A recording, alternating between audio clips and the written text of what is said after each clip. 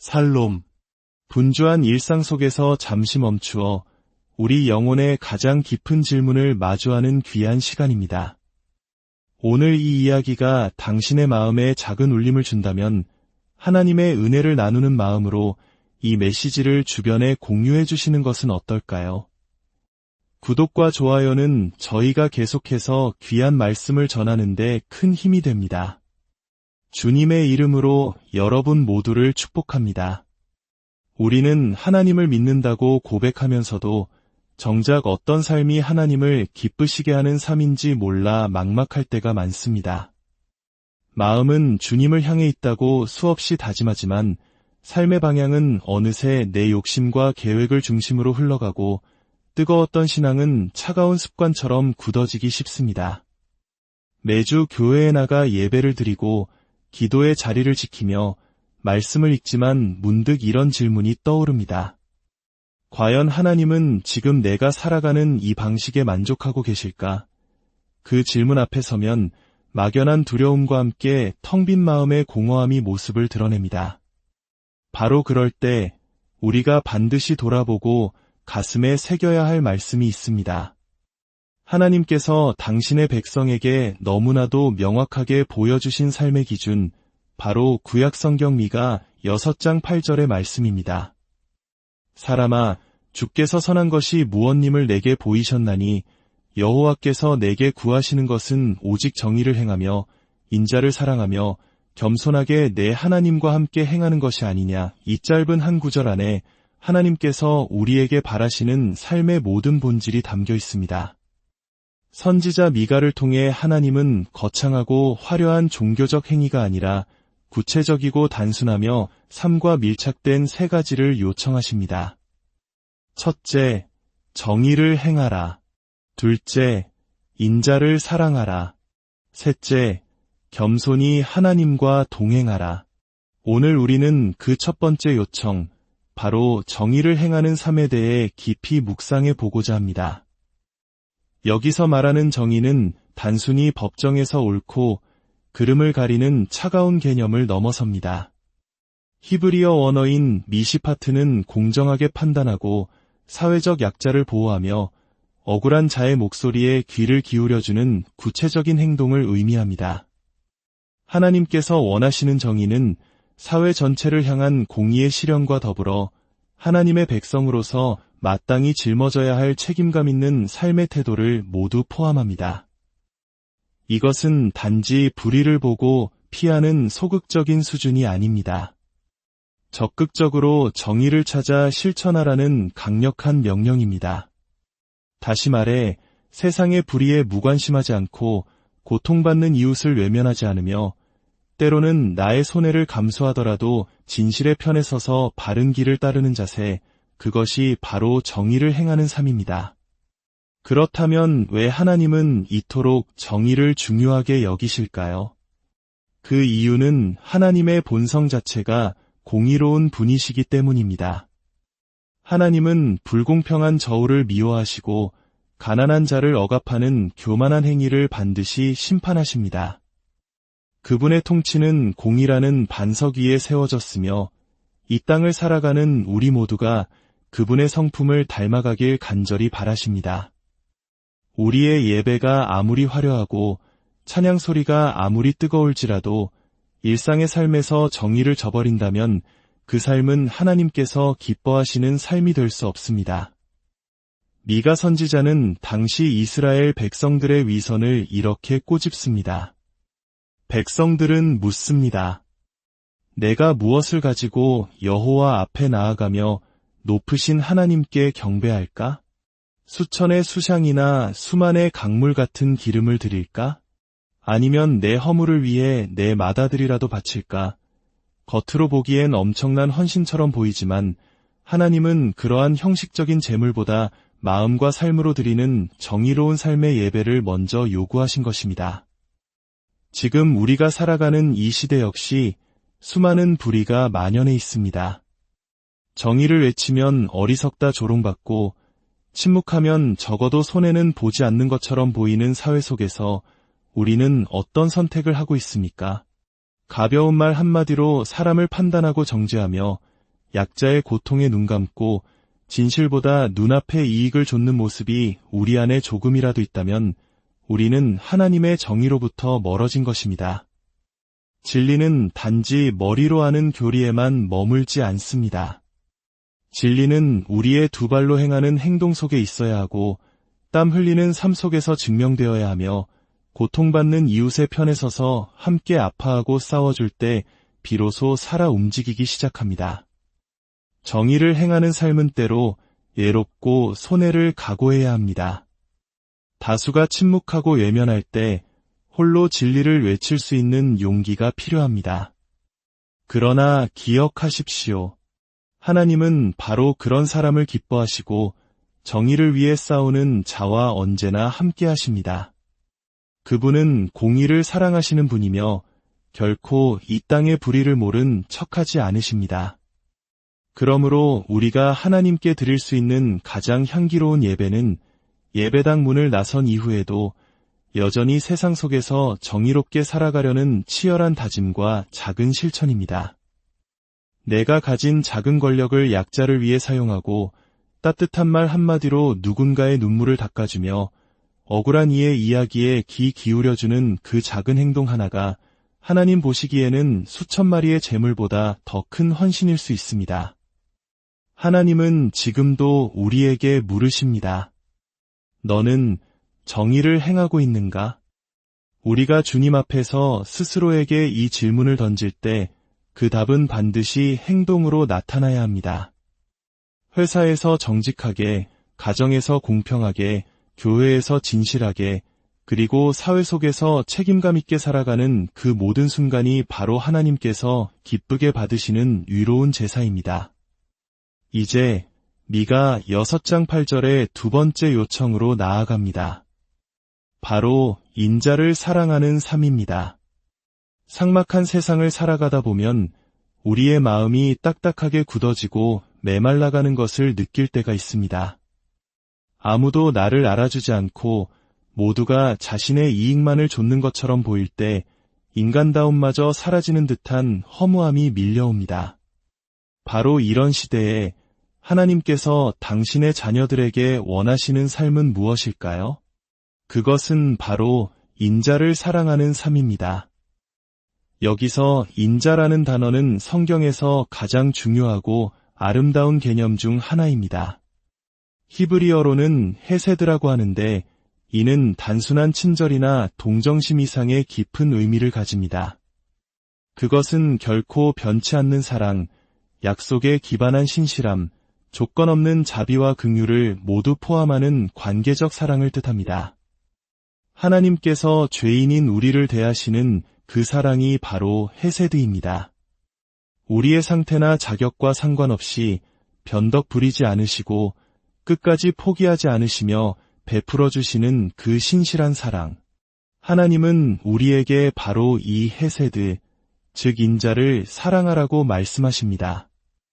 여기서 베풀라가 아니라 사랑하라고 하신 데에는 깊은 뜻이 있습니다.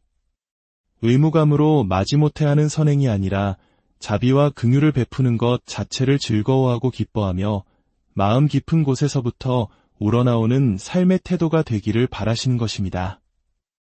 인자를 사랑하는 삶은 우리를 이기심의 감옥에서 해방시킵니다. 나를 중심으로만 돌아가던 관계의 톱니바퀴가 상대방의 입장을 먼저 생각하게 되고 날카롭던 비판의 언어가 이해와 위로의 눈길로 바뀌게 됩니다. 누군가 나에게 깊은 상처를 주었더라도 복수심 대신 다시 한번 기다려줄 수 있는 마음의 여유가 생기고 악을 악으로 갚지 않고 선으로 이기려는 거룩한 소망이 자라납니다. 이런 놀라운 변화는 우리의 인간적인 노력이나 결심만으로는 불가능합니다. 하나님의 그 크신 헤세드를 먼저 깊이 경험한 사람만이 그 인자를 사랑하게 되고 마침내 자신의 삶을 통해 다른 이들에게 그 사랑의 향기를 흘려보낼 수 있게 됩니다. 우리가 받은 사랑이 얼마나 큰지 기억하십시오. 자격 없는 우리를 조건 없이 용서하시고 날마다 새로운 은혜로 감싸 안아주시는 그 사랑을 깊이 묵상하는 사람은 다른 사람을 쉽게 정죄하거나 판단하지 못합니다. 인자를 사랑하는 삶은 결코 연약함의 증거가 아닙니다. 오히려 세상의 방식에 맞서 싸울 수 있는 가장 큰 용기와 믿음이 필요한 일입니다. 분노와 복수는 본능이지만 용서와 긍휼은 하나님을 신뢰하는 강한 영혼만이 할 수 있는 거룩한 선택입니다. 마지막으로 하나님께서 우리에게 요청하시는 세 번째 삶의 모습은 겸손히 내 하나님과 함께 행하는 것입니다. 우리 마음속에는 누구나 하나님과 친밀하게 동행하고 싶다는 갈망이 있습니다. 하지만 그 바람이 실제 삶으로 이어지기란 참으로 어렵습니다. 기도는 하지만 그분과 함께 걷고 있다는 확신은 없고, 예배는 드리지만 그분의 뜻을 따라 살고 있다는 자신감은 부족합니다. 겸손하게 하나님과 함께 걷는다는 것은 내 삶의 운전대를 하나님께 온전히 내어드리고 그분의 인도하심을 따라 한 걸음 한 걸음 나아가겠다는 깊은 내적 결단을 의미합니다. 여기서 함께 행한다는 히브리어 할라크는 단순히 같은 길을 걷는 것을 넘어 인격적인 관계를 맺고 깊은 대화를 나누며 삶의 모든 희로애락을 함께 공유한다는 뜻을 가집니다. 이 동행을 위해 가장 먼저 필요한 것이 바로 겸손입니다. 교만한 사람은 결코 누군가와 함께 걸을 수 없습니다. 자신의 판단과 능력을 더 신뢰하기에 자꾸 하나님보다 앞서가려 하거나 자기 멋대로 길을 바꾸려 합니다. 그러나 겸손한 사람은 자신의 연약함을 인정하고 내 지혜가 언제든 틀릴 수 있음을 고백하며 모든 순간 하나님의 뜻을 구합니다. 내 인생의 주인이 내가 아니라 하나님이심을 알고 조용히 그분의 발걸음에 내 걸음을 맞추는 사람입니다. 하나님과 함께 행하는 삶은 어떤 특별한 사역이나 거창한 업적이 아닙니다. 오히려 가장 평범한 일상 속에서 가장 분명하게 드러납니다. 아침에 눈을 뜨며 하루의 계획을 주님께 여쭙고 중요한 선택의 기로에서 그분의 지혜를 구하며 사람과의 관계 속에서도 내 감정이 아닌 그분의 기준을 따라 말하고 행동하는 삶. 그것이 바로 겸손히 하나님과 동행하는 삶입니다. 겸손은 내 생각을 무조건 포기하라는 의미가 아닙니다. 하나님의 뜻이 내 생각보다 언제나 선하고 완전하심을 인정하는 믿음의 태도입니다. 이 마음이 있을 때 우리는 자주 멈추어 기도하게 되고 결정하기 전에 질문하게 되며 불안할 때 세상이 아닌 하나님께로 시선을 돌리게 됩니다. 하나님과 동행하는 삶은 결코 외롭지 않습니다. 세상이 나를 이해하지 못하고 홀로 남겨진 듯 느껴질지라도 주님과 함께 걷는 사람은 결코 고립되지 않습니다. 하나님께서 친히 그의 친구가 되어 말씀하시고 그의 지친 마음을 어루만지시며 그의 걸음 하나하나를 눈동자같이 지키시기 때문입니다. 정의를 행하고 인자를 사랑하며 겸손히 주님과 동행하는 삶. 이 삶을 살아가는 자에게 하나님께서는 놀라운 열매들을 허락하십니다. 자신을 증명하려는 무거운 짐에서 벗어나는 자기로부터의 자유를 누리게 됩니다. 사람들과의 관계 속에서 비난 대신 온유함으로 갈등 대신 평화로 반응하게 됩니다. 혼란스러운 세상 속에서도 무엇이 옳고 그른지 분별하는 영적 분별력을 갖게 됩니다. 환경과 상관없이 모든 것에 감사하는 깊은 감사가 영혼에서부터 흘러나옵니다. 어려움 속에서도 포기하지 않고 끝까지 견디는 인내의 힘이 자라납니다. 세상이 줄 수 없는 참된 만족이 무엇인지 경험하게 됩니다. 그리고 마침내 그 무엇도 흔들 수 없는 견고한 정체성과 영원한 확신을 얻게 됩니다. 나는 하나님의 사랑받는 자녀라는 그 확신 말입니다. 이것이 바로 미가 선지자를 통해 하나님께서 우리에게 보여주신 하나님께서 가장 기뻐하시는 삶의 모습입니다. 이 길은 때로 좁고 어려울 수 있지만 이 여정의 모든 순간에 우리 하나님께서 함께 하십니다. 그 길은 결국 생명과 진리, 그리고 영원한 영광으로 이어지는 가장 복된 길입니다. 이 시간 당신의 삶을 돌아보십시오. 혹시 내 삶의 방향이 주님의 길과 어긋나 있지는 않습니까? 내 생각과 고집이 주님의 인도하심을 가로막고 있지는 않습니까? 겸손은 고백에서 시작됩니다. 주님, 내 길이 아니라 주님의 길을 따르겠습니다. 이 진실한 한마디 고백이 오늘부터 당신의 삶을 다시 세우고 하나님과의 기쁨의 동행을 시작하게 만들 것입니다. 하나님께서 기뻐하시는 이 복된 삶을 살아가기를 간절히 소망하는 분들이라면 댓글에 아멘으로 함께 고백해 주십시오. 여러분의 삶 전체에 그리고 이 글을 듣는 모든 분들의 삶 위에 하나님의 기쁨과 평강이 강물처럼 흘러넘치기를 주님의 이름으로 간절히 살롬. 분주한 일상 속에서 잠시 멈추어 우리 영혼의 가장 깊은 질문을 마주하는 귀한 시간입니다. 오늘 이 이야기가 당신의 마음에 작은 울림을 준다면 하나님의 은혜를 나누는 마음으로 이 메시지를 주변에 공유해 주시는 것은 어떨까요? 구독과 좋아요는 저희가 계속해서 귀한 말씀을 전하는 데 큰 힘이 됩니다. 주님의 이름으로 여러분 모두를 축복합니다. 우리는 하나님을 믿는다고 고백하면서도 정작 어떤 삶이 하나님을 기쁘시게 하는 삶인지 몰라 막막할 때가 많습니다. 마음은 주님을 향해 있다고 수없이 다짐하지만 삶의 방향은 어느새 내 욕심과 계획을 중심으로 흘러가고 뜨거웠던 신앙은 차가운 습관처럼 굳어지기 쉽습니다. 매주 교회에 나가 예배를 드리고 기도의 자리를 지키며 말씀을 읽지만 문득 이런 질문이 떠오릅니다. 과연 하나님은 지금 내가 살아가는 이 방식에 만족하고 계실까? 그 질문 앞에 서면 막연한 두려움과 함께 텅 빈 마음의 공허함이 모습을 드러냅니다. 바로 그럴 때 우리가 반드시 돌아보고 가슴에 새겨야 할 말씀이 있습니다. 하나님께서 당신의 백성에게 너무나도 명확하게 보여주신 삶의 기준, 바로 구약성경 미가 6장 8절의 말씀입니다.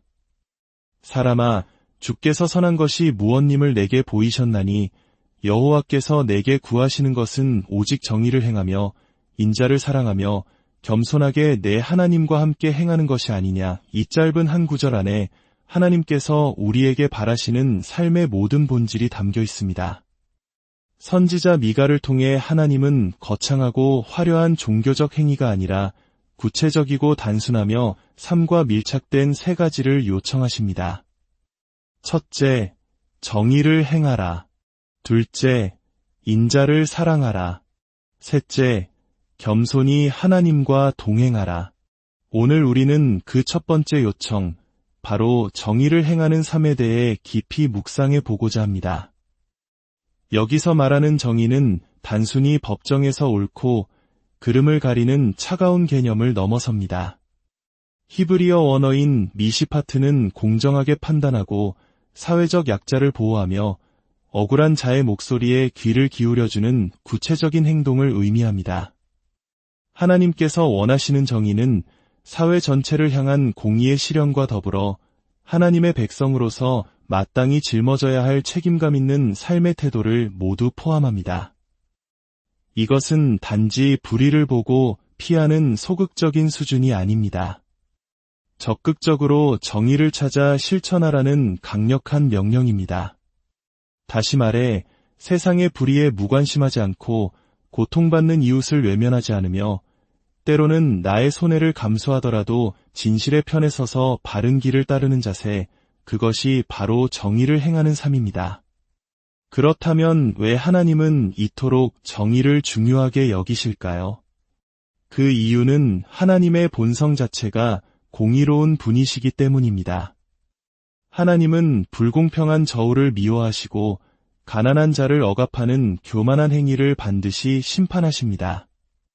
그분의 통치는 공의라는 반석 위에 세워졌으며 이 땅을 살아가는 우리 모두가 그분의 성품을 닮아가길 간절히 바라십니다. 우리의 예배가 아무리 화려하고 찬양 소리가 아무리 뜨거울지라도 일상의 삶에서 정의를 저버린다면 그 삶은 하나님께서 기뻐하시는 삶이 될 수 없습니다. 미가 선지자는 당시 이스라엘 백성들의 위선을 이렇게 꼬집습니다. 백성들은 묻습니다. 내가 무엇을 가지고 여호와 앞에 나아가며 높으신 하나님께 경배할까? 수천의 수향이나 수만의 강물 같은 기름을 드릴까? 아니면 내 허물을 위해 내 맏아들이라도 바칠까? 겉으로 보기엔 엄청난 헌신처럼 보이지만 하나님은 그러한 형식적인 제물보다 마음과 삶으로 드리는 정의로운 삶의 예배를 먼저 요구하신 것입니다.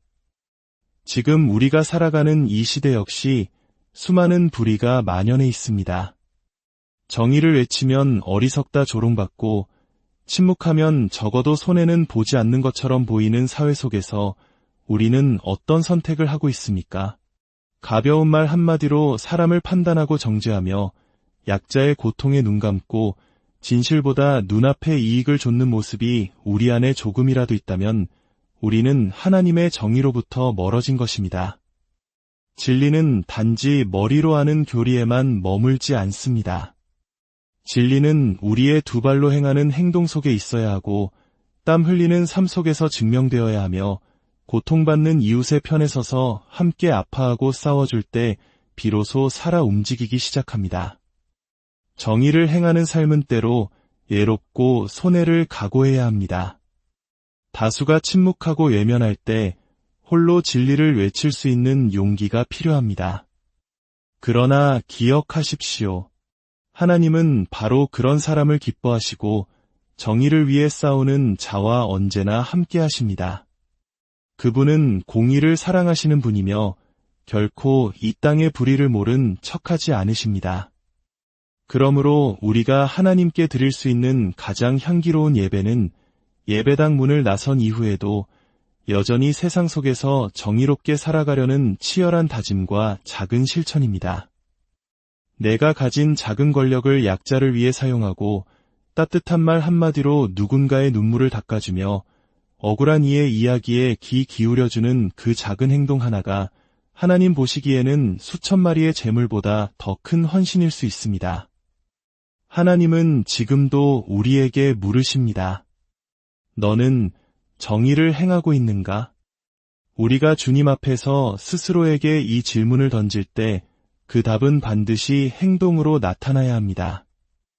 회사에서 정직하게, 가정에서 공평하게, 교회에서 진실하게, 그리고 사회 속에서 책임감 있게 살아가는 그 모든 순간이 바로 하나님께서 기쁘게 받으시는 위로운 제사입니다. 이제 미가 6장 8절의 두 번째 요청으로 나아갑니다. 바로 인자를 사랑하는 삶입니다. 삭막한 세상을 살아가다 보면 우리의 마음이 딱딱하게 굳어지고 메말라가는 것을 느낄 때가 있습니다. 아무도 나를 알아주지 않고 모두가 자신의 이익만을 좇는 것처럼 보일 때 인간다움마저 사라지는 듯한 허무함이 밀려옵니다. 바로 이런 시대에 하나님께서 당신의 자녀들에게 원하시는 삶은 무엇일까요? 그것은 바로 인자를 사랑하는 삶입니다. 여기서 인자라는 단어는 성경에서 가장 중요하고 아름다운 개념 중 하나입니다. 히브리어로는 헤세드라고 하는데 이는 단순한 친절이나 동정심 이상의 깊은 의미를 가집니다. 그것은 결코 변치 않는 사랑, 약속에 기반한 신실함, 조건 없는 자비와 긍휼을 모두 포함하는 관계적 사랑을 뜻합니다. 하나님께서 죄인인 우리를 대하시는 그 사랑이 바로 헤세드입니다. 우리의 상태나 자격과 상관없이 변덕 부리지 않으시고 끝까지 포기하지 않으시며 베풀어 주시는 그 신실한 사랑. 하나님은 우리에게 바로 이 헤세드, 즉 인자를 사랑하라고 말씀하십니다. 여기서 베풀라가 아니라 사랑하라고 하신 데에는 깊은 뜻이 있습니다.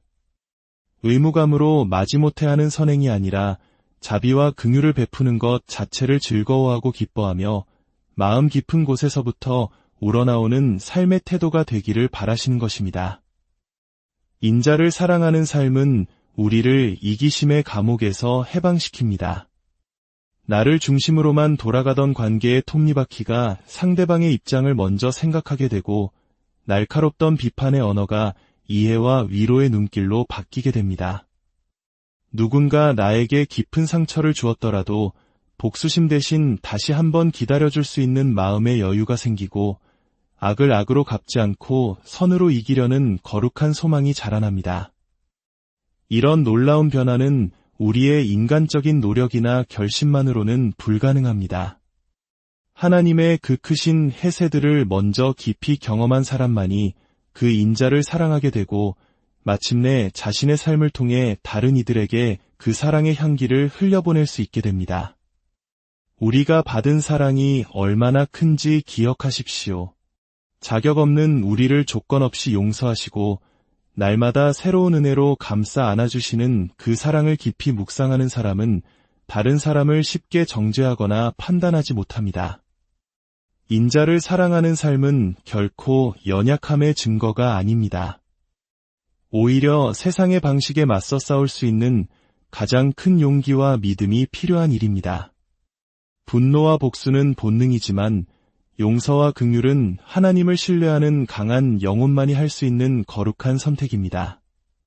마지막으로 하나님께서 우리에게 요청하시는 세 번째 삶의 모습은 겸손히 내 하나님과 함께 행하는 것입니다. 우리 마음속에는 누구나 하나님과 친밀하게 동행하고 싶다는 갈망이 있습니다. 하지만 그 바람이 실제 삶으로 이어지기란 참으로 어렵습니다. 기도는 하지만 그분과 함께 걷고 있다는 확신은 없고 예배는 드리지만 그분의 뜻을 따라 살고 있다는 자신감은 부족합니다. 겸손하게 하나님과 함께 걷는다는 것은 내 삶의 운전대를 하나님께 온전히 내어드리고 그분의 인도하심을 따라 한 걸음 한 걸음 나아가겠다는 깊은 내적 결단을 의미합니다. 여기서 함께 행한다는 히브리어 할라크는 단순히 같은 길을 걷는 것을 넘어 인격적인 관계를 맺고 깊은 대화를 나누며 삶의 모든 희로애락을 함께 공유한다는 뜻을 가집니다. 이 동행을 위해 가장 먼저 필요한 것이 바로 겸손입니다. 교만한 사람은 결코 누군가와 함께 걸을 수 없습니다. 자신의 판단과 능력을 더 신뢰하기에 자꾸 하나님보다 앞서가려 하거나 자기 멋대로 길을 바꾸려 합니다. 그러나 겸손한 사람은 자신의 연약함을 인정하고 내 지혜가 언제든 틀릴 수 있음을 고백하며 모든 순간 하나님의 뜻을 구합니다. 내 인생의 주인이 내가 아니라 하나님이심을 알고 조용히 그분의 발걸음에 내 걸음을 맞추는 사람입니다. 하나님과 함께 행하는 삶은 어떤 특별한 사역이나 거창한 업적이 아닙니다. 오히려 가장 평범한 일상 속에서 가장 분명하게 드러납니다. 아침에 눈을 뜨며 하루의 계획을 주님께 여쭙고 중요한 선택의 기로에서 그분의 지혜를 구하며 사람과의 관계 속에서도 내 감정이 아닌 그분의 기준을 따라 말하고 행동하는 삶. 그것이 바로 겸손히 하나님과 동행하는 삶입니다. 겸손은 내 생각을 무조건 포기하라는 의미가 아닙니다. 하나님의 뜻이 내 생각보다 언제나 선하고 완전하심을 인정하는 믿음의 태도입니다.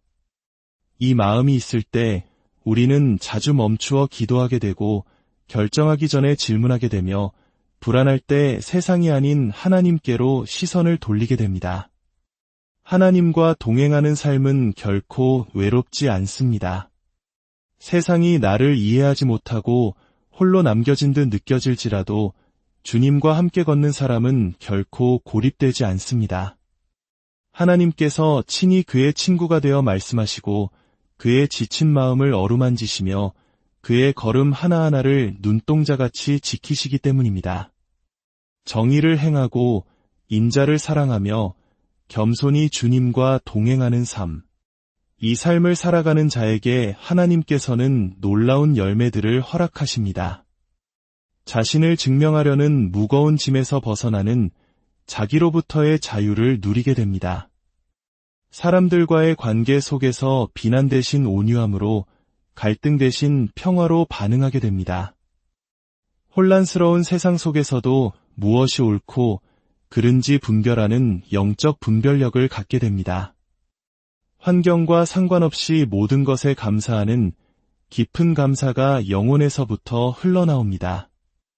어려움 속에서도 포기하지 않고 끝까지 견디는 인내의 힘이 자라납니다.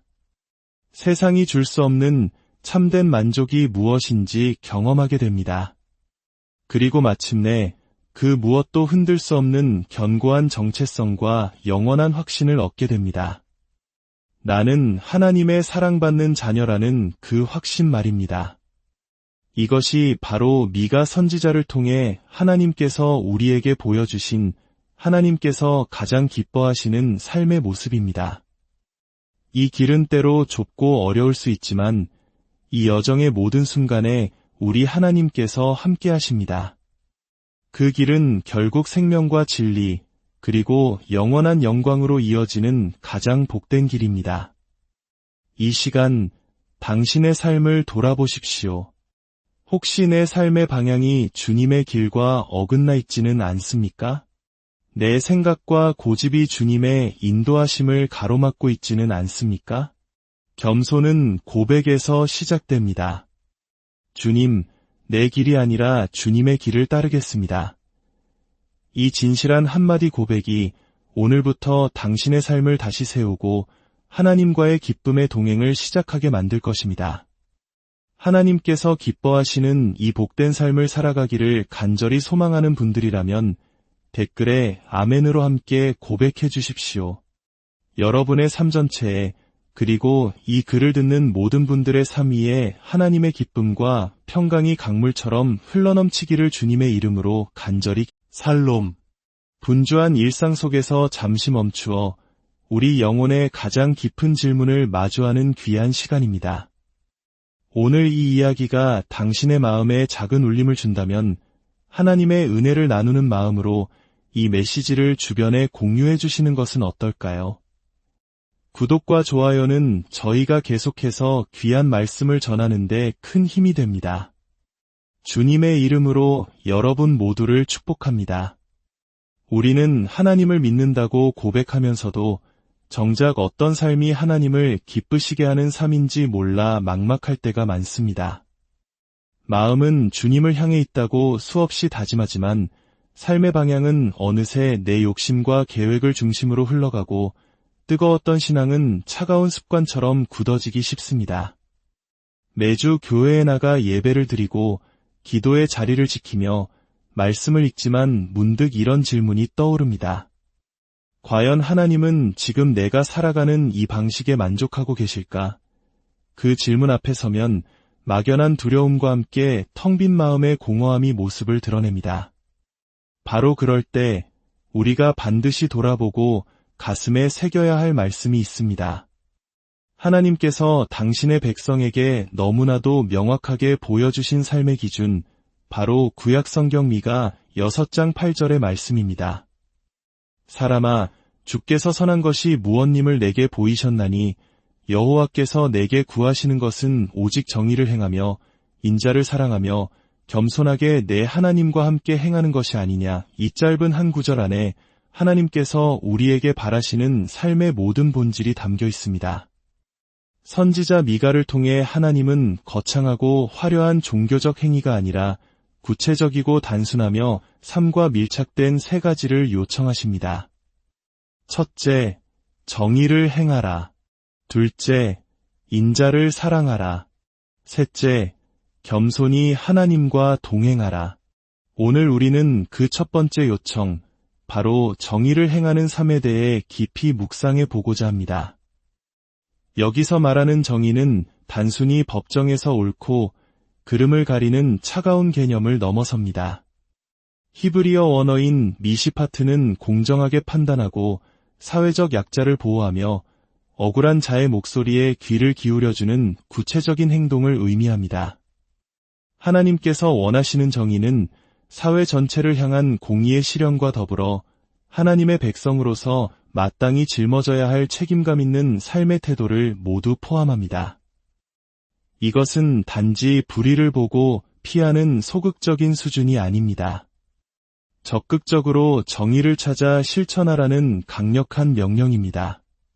다시 말해 세상의 불의에 무관심하지 않고 고통받는 이웃을 외면하지 않으며 때로는 나의 손해를 감수하더라도 진실의 편에 서서 바른 길을 따르는 자세, 그것이 바로 정의를 행하는 삶입니다. 그렇다면 왜 하나님은 이토록 정의를 중요하게 여기실까요? 그 이유는 하나님의 본성 자체가 공의로운 분이시기 때문입니다.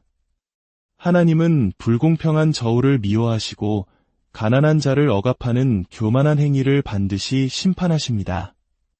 그분의 통치는 공의라는 반석 위에 세워졌으며 이 땅을 살아가는 우리 모두가 그분의 성품을 닮아가길 간절히 바라십니다. 우리의 예배가 아무리 화려하고 찬양 소리가 아무리 뜨거울지라도 일상의 삶에서 정의를 저버린다면 그 삶은 하나님께서 기뻐하시는 삶이 될 수 없습니다. 미가 선지자는 당시 이스라엘 백성들의 위선을 이렇게 꼬집습니다. 백성들은 묻습니다. 내가 무엇을 가지고 여호와 앞에 나아가며 높으신 하나님께 경배할까? 수천의 수향이나 수만의 강물 같은 기름을 드릴까? 아니면 내 허물을 위해 내 맏아들이라도 바칠까? 겉으로 보기엔 엄청난 헌신처럼 보이지만 하나님은 그러한 형식적인 제물보다 마음과 삶으로 드리는 정의로운 삶의 예배를 먼저 요구하신 것입니다. 지금 우리가 살아가는 이 시대 역시 수많은 불의가 만연해 있습니다. 정의를 외치면 어리석다 조롱받고 침묵하면 적어도 손해는 보지 않는 것처럼 보이는 사회 속에서 우리는 어떤 선택을 하고 있습니까? 가벼운 말 한마디로 사람을 판단하고 정죄하며 약자의 고통에 눈 감고 진실보다 눈앞의 이익을 좇는 모습이 우리 안에 조금이라도 있다면 우리는 하나님의 정의로부터 멀어진 것입니다. 진리는 단지 머리로 하는 교리에만 머물지 않습니다. 진리는 우리의 두 발로 행하는 행동 속에 있어야 하고 땀 흘리는 삶 속에서 증명되어야 하며 고통받는 이웃의 편에 서서 함께 아파하고 싸워줄 때 비로소 살아 움직이기 시작합니다. 정의를 행하는 삶은 때로 예롭고 손해를 각오해야 합니다. 다수가 침묵하고 외면할 때 홀로 진리를 외칠 수 있는 용기가 필요합니다. 그러나 기억하십시오. 하나님은 바로 그런 사람을 기뻐하시고 정의를 위해 싸우는 자와 언제나 함께 하십니다. 그분은 공의를 사랑하시는 분이며 결코 이 땅의 불의를 모른 척하지 않으십니다. 그러므로 우리가 하나님께 드릴 수 있는 가장 향기로운 예배는 예배당 문을 나선 이후에도 여전히 세상 속에서 정의롭게 살아가려는 치열한 다짐과 작은 실천입니다. 내가 가진 작은 권력을 약자를 위해 사용하고 따뜻한 말 한마디로 누군가의 눈물을 닦아주며 억울한 이의 이야기에 귀 기울여주는 그 작은 행동 하나가 하나님 보시기에는 수천 마리의 재물보다 더 큰 헌신일 수 있습니다.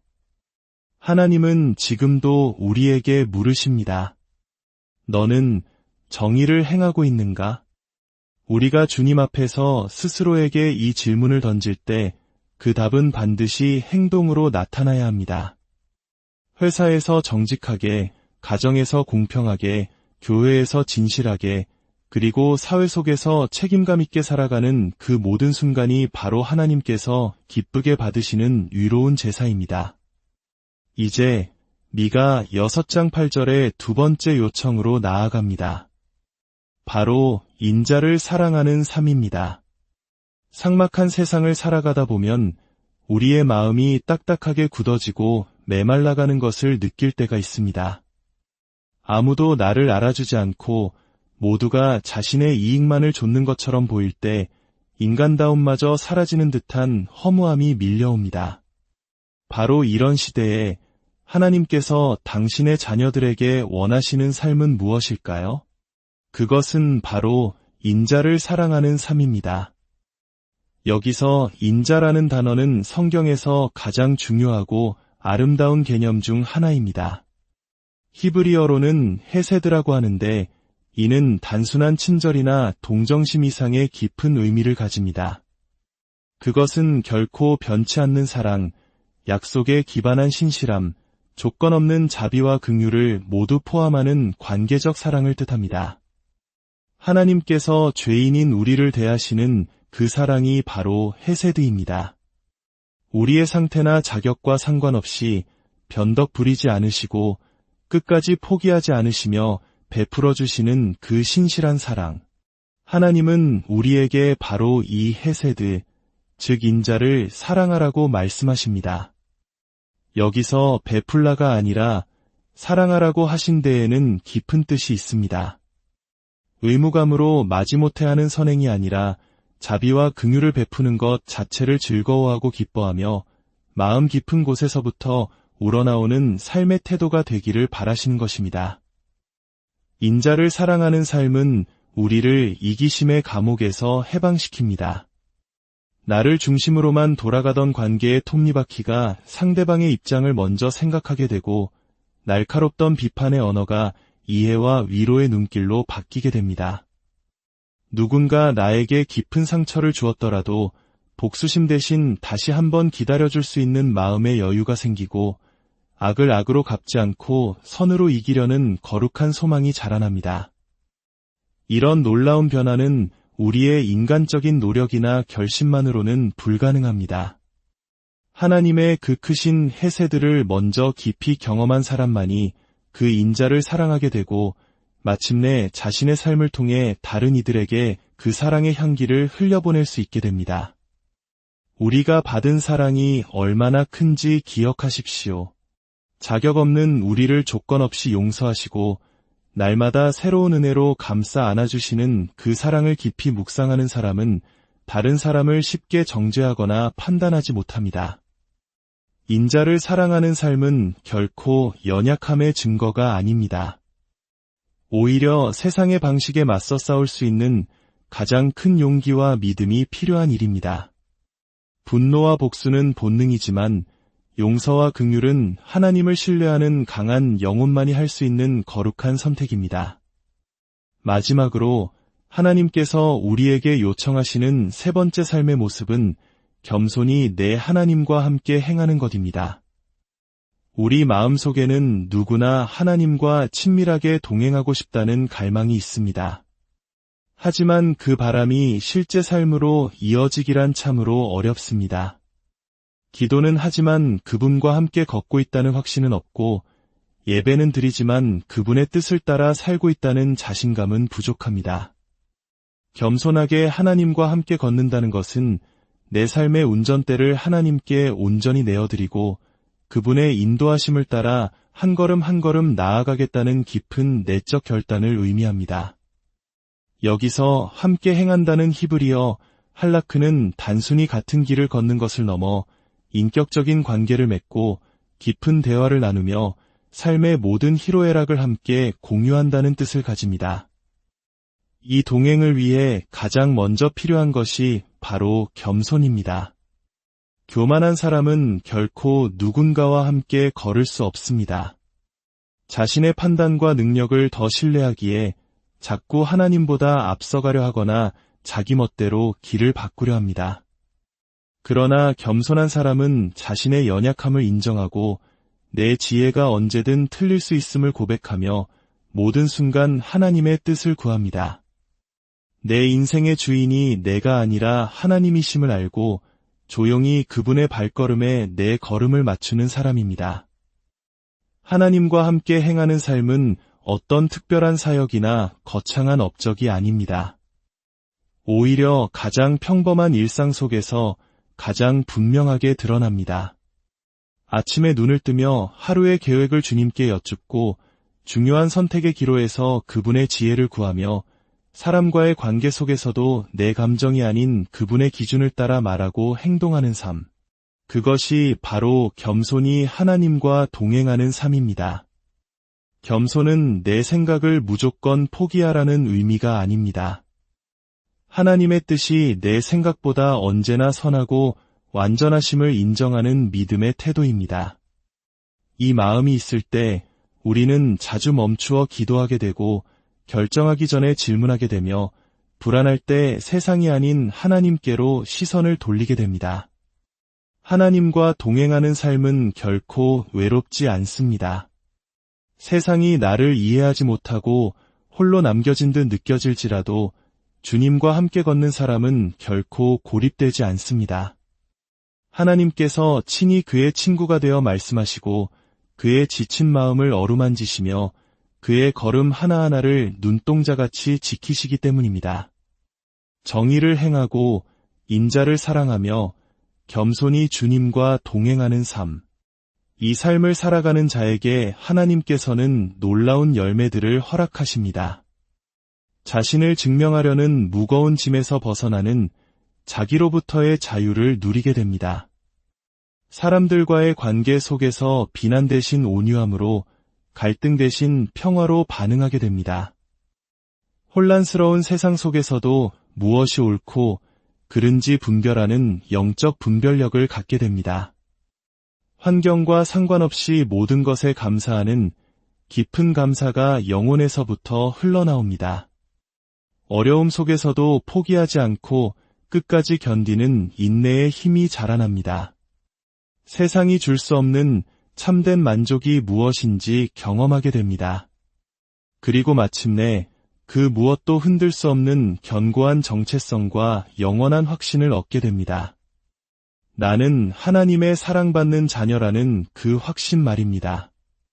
이것이 바로 미가 선지자를 통해 하나님께서 우리에게 보여주신 하나님께서 가장 기뻐하시는 삶의 모습입니다.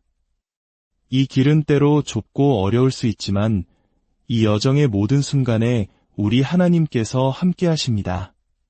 그 길은 결국 생명과 진리, 그리고 영원한 영광으로 이어지는 가장 복된 길입니다. 이 시간, 당신의 삶을 돌아보십시오. 혹시 내 삶의 방향이 주님의 길과 어긋나 있지는 않습니까? 내 생각과 고집이 주님의 인도하심을 가로막고 있지는 않습니까? 겸손은 고백에서 시작됩니다. 주님, 내 길이 아니라 주님의 길을 따르겠습니다.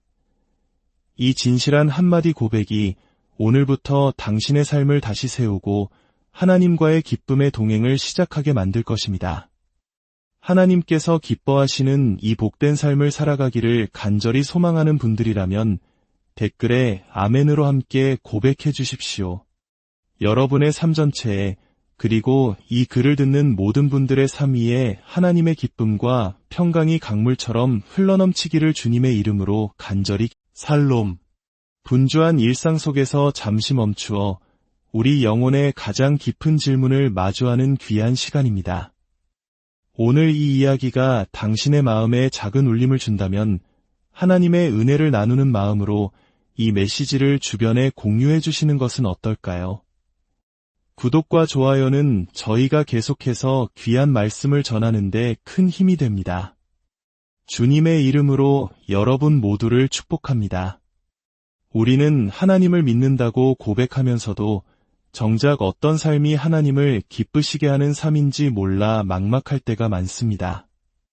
마음은 주님을 향해 있다고 수없이 다짐하지만 삶의 방향은 어느새 내 욕심과 계획을 중심으로 흘러가고 뜨거웠던 신앙은 차가운 습관처럼 굳어지기 쉽습니다. 매주 교회에 나가 예배를 드리고 기도의 자리를 지키며 말씀을 읽지만 문득 이런 질문이 떠오릅니다. 과연 하나님은 지금 내가 살아가는 이 방식에 만족하고 계실까? 그 질문 앞에 서면 막연한 두려움과 함께 텅 빈 마음의 공허함이 모습을 드러냅니다. 바로 그럴 때 우리가 반드시 돌아보고 가슴에 새겨야 할 말씀이 있습니다. 하나님께서 당신의 백성에게 너무나도 명확하게 보여주신 삶의 기준, 바로 구약성경 미가 6장 8절의 말씀입니다. 사람아, 주께서 선한 것이 무엇님을 내게 보이셨나니 여호와께서 내게 구하시는 것은 오직 정의를 행하며 인자를 사랑하며 겸손하게 내 하나님과 함께 행하는 것이 아니냐. 이 짧은 한 구절 안에 하나님께서 우리에게 바라시는 삶의 모든 본질이 담겨 있습니다. 선지자 미가를 통해 하나님은 거창하고 화려한 종교적 행위가 아니라 구체적이고 단순하며 삶과 밀착된 3가지를 요청하십니다. 첫째, 정의를 행하라. 둘째, 인자를 사랑하라. 셋째, 겸손히 하나님과 동행하라. 오늘 우리는 그 첫 번째 요청, 바로 정의를 행하는 삶에 대해 깊이 묵상해 보고자 합니다. 여기서 말하는 정의는 단순히 법정에서 옳고 그름을 가리는 차가운 개념을 넘어섭니다. 히브리어 원어인 미시파트는 공정하게 판단하고 사회적 약자를 보호하며 억울한 자의 목소리에 귀를 기울여주는 구체적인 행동을 의미합니다. 하나님께서 원하시는 정의는 사회 전체를 향한 공의의 실현과 더불어 하나님의 백성으로서 마땅히 짊어져야 할 책임감 있는 삶의 태도를 모두 포함합니다. 이것은 단지 불의를 보고 피하는 소극적인 수준이 아닙니다. 적극적으로 정의를 찾아 실천하라는 강력한 명령입니다. 다시 말해 세상의 불의에 무관심하지 않고 고통받는 이웃을 외면하지 않으며 때로는 나의 손해를 감수하더라도 진실의 편에 서서 바른 길을 따르는 자세, 그것이 바로 정의를 행하는 삶입니다. 그렇다면 왜 하나님은 이토록 정의를 중요하게 여기실까요? 그 이유는 하나님의 본성 자체가 공의로운 분이시기 때문입니다. 하나님은 불공평한 저울을 미워하시고 가난한 자를 억압하는 교만한 행위를 반드시 심판하십니다. 그분의 통치는 공의라는 반석 위에 세워졌으며 이 땅을 살아가는 우리 모두가 그분의 성품을 닮아가길 간절히 바라십니다. 우리의 예배가 아무리 화려하고 찬양 소리가 아무리 뜨거울지라도 일상의 삶에서 정의를 저버린다면 그 삶은 하나님께서 기뻐하시는 삶이 될 수 없습니다. 미가 선지자는 당시 이스라엘 백성들의 위선을 이렇게 꼬집습니다. 백성들은 묻습니다. 내가 무엇을 가지고 여호와 앞에 나아가며 높으신 하나님께 경배할까? 수천의 수향이나 수만의 강물 같은 기름을 드릴까? 아니면 내 허물을 위해 내 맏아들이라도 바칠까? 겉으로 보기엔 엄청난 헌신처럼 보이지만 하나님은 그러한 형식적인 제물보다 마음과 삶으로 드리는 정의로운 삶의 예배를 먼저 요구하신 것입니다. 지금 우리가 살아가는 이 시대 역시 수많은 불의가 만연해 있습니다. 정의를 외치면 어리석다 조롱받고 침묵하면 적어도 손해는 보지 않는 것처럼 보이는 사회 속에서 우리는 어떤 선택을 하고 있습니까? 가벼운 말 한마디로 사람을 판단하고 정죄하며 약자의 고통에 눈감고 진실보다 눈앞의 이익을 좇는 모습이 우리 안에 조금이라도 있다면 우리는 하나님의 정의로부터 멀어진 것입니다. 진리는 단지 머리로 하는 교리에만 머물지 않습니다. 진리는 우리의 두 발로 행하는 행동 속에 있어야 하고 땀 흘리는 삶 속에서 증명되어야 하며 고통받는 이웃의 편에 서서 함께 아파하고 싸워줄 때 비로소 살아 움직이기 시작합니다. 정의를 행하는 삶은 때로 예롭고 손해를 각오해야 합니다. 다수가 침묵하고 외면할 때 홀로 진리를 외칠 수 있는 용기가 필요합니다. 그러나 기억하십시오. 하나님은 바로 그런 사람을 기뻐하시고 정의를 위해 싸우는 자와 언제나 함께 하십니다. 그분은 공의를 사랑하시는 분이며 결코 이 땅의 불의를 모른 척하지 않으십니다. 그러므로 우리가 하나님께 드릴 수 있는 가장 향기로운 예배는 예배당 문을 나선 이후에도 여전히 세상 속에서 정의롭게 살아가려는 치열한 다짐과 작은 실천입니다. 내가 가진 작은 권력을 약자를 위해 사용하고 따뜻한 말 한마디로 누군가의 눈물을 닦아주며 억울한 이의 이야기에 귀 기울여주는 그 작은 행동 하나가 하나님 보시기에는 수천 마리의 재물보다 더 큰 헌신일 수 있습니다. 하나님은 지금도 우리에게 물으십니다. 너는 정의를 행하고 있는가? 우리가 주님 앞에서 스스로에게 이 질문을 던질 때 그 답은 반드시 행동으로 나타나야 합니다. 회사에서 정직하게, 가정에서 공평하게, 교회에서 진실하게, 그리고 사회 속에서 책임감 있게 살아가는 그 모든 순간이 바로 하나님께서 기쁘게 받으시는 위로운 제사입니다. 이제 미가 6장 8절의 두 번째 요청으로 나아갑니다. 바로 인자를 사랑하는 삶입니다. 삭막한 세상을 살아가다 보면 우리의 마음이 딱딱하게 굳어지고 메말라가는 것을 느낄 때가 있습니다. 아무도 나를 알아주지 않고 모두가 자신의 이익만을 좇는 것처럼 보일 때 인간다움마저 사라지는 듯한 허무함이 밀려옵니다. 바로 이런 시대에 하나님께서 당신의 자녀들에게 원하시는 삶은 무엇일까요? 그것은 바로 인자를 사랑하는 삶입니다. 여기서 인자라는 단어는 성경에서 가장 중요하고 아름다운 개념 중 하나입니다. 히브리어로는 헤세드라고 하는데 이는 단순한 친절이나 동정심 이상의 깊은 의미를 가집니다. 그것은 결코 변치 않는 사랑, 약속에 기반한 신실함, 조건 없는 자비와 긍휼을 모두 포함하는 관계적 사랑을 뜻합니다. 하나님께서 죄인인 우리를 대하시는 그 사랑이 바로 헤세드입니다. 우리의 상태나 자격과 상관없이 변덕 부리지 않으시고 끝까지 포기하지 않으시며 베풀어 주시는 그 신실한 사랑. 하나님은 우리에게 바로 이 헤세드, 즉 인자를 사랑하라고 말씀하십니다. 여기서 베풀라가 아니라 사랑하라고 하신 데에는 깊은 뜻이 있습니다. 의무감으로 마지못해 하는 선행이 아니라 자비와 긍휼을 베푸는 것 자체를 즐거워하고 기뻐하며 마음 깊은 곳에서부터 우러나오는 삶의 태도가 되기를 바라시는 것입니다. 인자를 사랑하는 삶은 우리를 이기심의 감옥에서 해방시킵니다. 나를 중심으로만 돌아가던 관계의 톱니바퀴가 상대방의 입장을 먼저 생각하게 되고 날카롭던 비판의 언어가 이해와 위로의 눈길로 바뀌게 됩니다. 누군가 나에게 깊은 상처를 주었더라도 복수심 대신 다시 한번 기다려줄 수 있는 마음의 여유가 생기고 악을 악으로 갚지 않고 선으로 이기려는 거룩한 소망이 자라납니다. 이런 놀라운 변화는 우리의 인간적인 노력이나 결심만으로는 불가능합니다.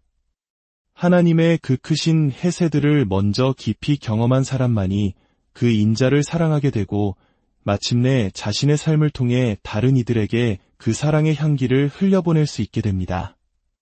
우리가 받은 사랑이 얼마나 큰지 기억하십시오. 자격 없는 우리를 조건 없이 용서하시고 날마다 새로운 은혜로 감싸 안아주시는 그 사랑을 깊이 묵상하는 사람은 다른 사람을 쉽게 정죄하거나 판단하지 못합니다.